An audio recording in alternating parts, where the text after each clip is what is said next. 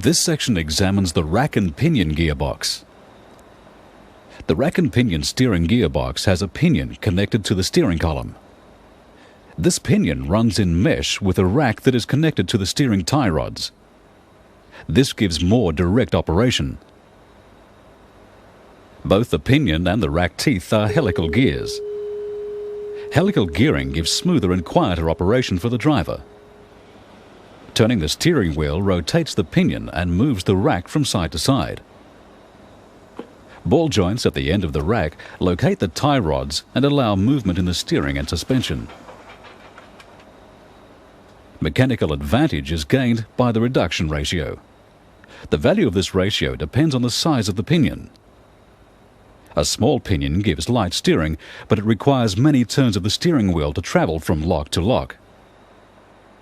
A large pinion means the number of turns of the steering column is reduced, but the steering is heavier to turn.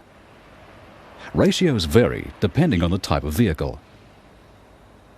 But in each case, the ratio is the same for all positions of the wheels. It is a fixed ratio.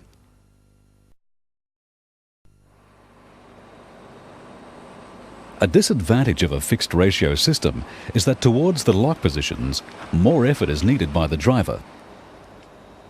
This is because the angle of the steering arms reduces their effective length, and that reduces the leverage on the wheels. To overcome this, many rack and pinion systems use variable ratio steering.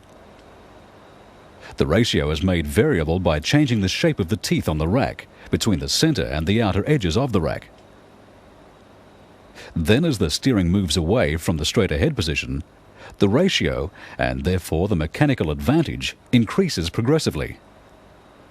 As the pinion turns and moves on the rack, the gear contact point between the pinion and the teeth on the rack changes. This change in tooth contact changes the effective diameter of the pinion.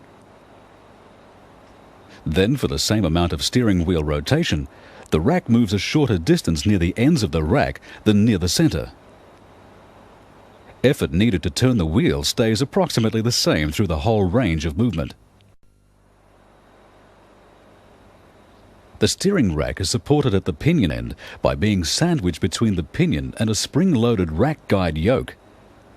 This spring-loaded yoke ensures free play is eliminated between the gears while still allowing for relative movement. The rack is supported at the other end in the rack housing or tube by a bush, normally of nylon. Nylon is used because it has a low coefficient of friction and low wear rates. The pinion is supported by two bearings in the rack housing. These bearings are pre-loaded to keep the pinion in the correct position relative to the rack and to eliminate free play. A rack and pinion steering box is normally lubricated by grease. Each end of the rack is protected from dirt and water by a flexible synthetic rubber bellows attached to the rack housing and to the tie rod. The bellows extends and collapses as the tie rods move away from and towards the housing as the rack moves. On some vehicles, both bellows are interconnected by a tube so that as the steering wheel is moved from side to side, air is transferred from the collapsing bellows side to the expanding bellows side. Rack and pinion type steering gears are used because their construction makes them compact and lightweight. Their steering response is very sharp because the rack operates directly on the steering knuckle. And there is very little sliding and rotation resistance, which gives lighter operation.